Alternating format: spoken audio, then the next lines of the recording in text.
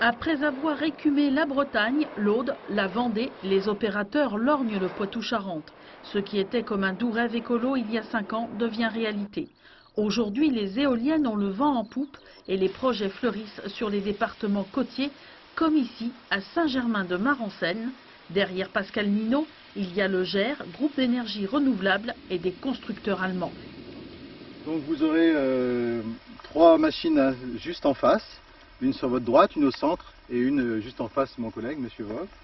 Et ensuite, 3 autres sur cette partie-là. 6 éoliennes, hauteur totale 118 mètres, le tiers de la Tour Eiffel, production 10 mégawatts.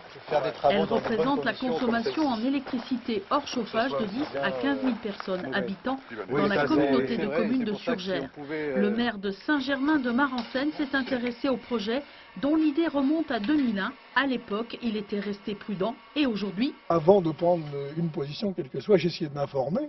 Et j'ai été voir à peu près tous les sites qui existaient au jour d'aujourd'hui en France. Un projet très avancé, mais après avoir franchi les étapes légales, études des vents, études d'impact et enquête publique. C'est d'abord le bruit. Est-ce que les éoliennes font du bruit?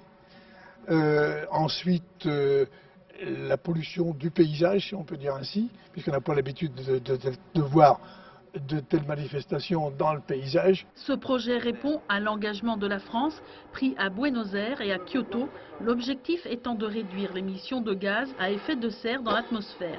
L'Europe, depuis septembre 2001, oblige les États membres à accroître la part de leur énergie renouvelable. Résultat, l'Hexagone devrait construire 3 à 4 000 éoliennes d'ici 5 ans. Au niveau régional, nous nous sommes fixés un objectif par rapport un peu aux objectifs nationaux, c'est d'avoir 330 MW de puissance éolienne installée à l'horizon 2010 dans notre région. On estime que cette puissance se représentera entre 30 et 45 sites. Soit la consommation en électricité de 190 000 ménages. Yves Cochet a ouvert le marché en février 2000.